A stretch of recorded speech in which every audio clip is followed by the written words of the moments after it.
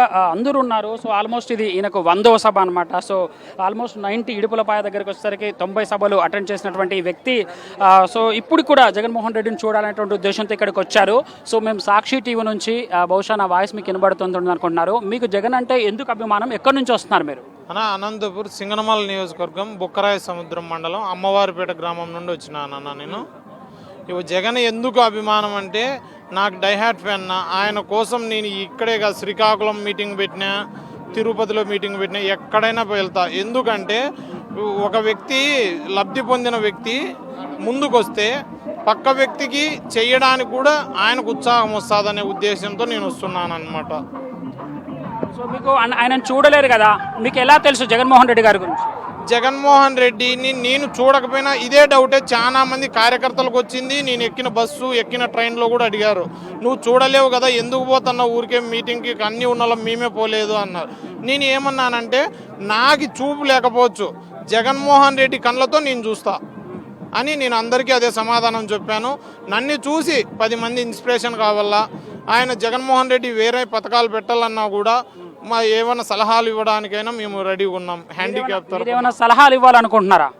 వికలాంగుల తరపున అయితే నేను సలహాలు ఇవ్వాలనుకుంటున్నా.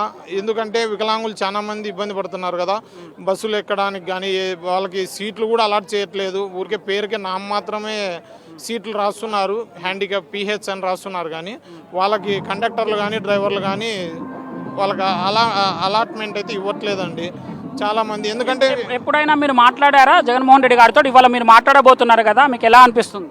నాకు ఇంకా నా ఆనందానికి అవధులు లేవండి. ఎందుకంటే నేను ఇన్నాళ్ళు మీటింగులకు వచ్చా కానీ బయటైనా కూర్చున్నాను. ఎందుకంటే ఏదో పాసులు ఉండాలి అంటున్నారు. మేము నాన్ లోకల్ అవుతాము, ఏ మీటింగ్ పోయినా నాన్ లోకల్ అవుతాను. ఇక్కడ లోకల్ అని కూడా కాదు, ఇప్పుడు కూడా నాన్ లోకల్ అవుతాను. కానీ ఇక్కడ వాళ్ళు కొద్దిగా కల్పించారు. అది నాకైతే ఫుల్ హ్యాపీ. నాకైతే జగనన్నకు మాత్రము ఇంకా నేను ఒకటి చెప్పాలనుకుంటున్నా, అది చెప్పచ్చో చెప్పకూడదు. ఇక్కడ సింగనమల నియోజకవర్గానికి మన జగనన్న పేదవానికి ఇచ్చాడు కదా, టిప్పర్ డ్రైవర్ అని మన చంద్రబాబు గారు అన్నారు కదా. ఆయన టిప్పర్ వచ్చి సైకిల్ని గుద్దితే తట్టుకుంటాడా? ఒక్కసారి చూస్తాడా? నేను చూడలేను, నువ్వు చూస్తావా?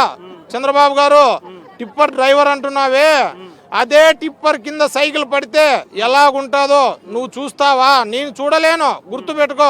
మళ్ళీ నువ్వు కామెంట్ కూడా చేయొచ్చు, కానీ చూస్తావా అంటే ఆ అబ్బాయి చూడలేను ఎట్లా చూస్తాడని.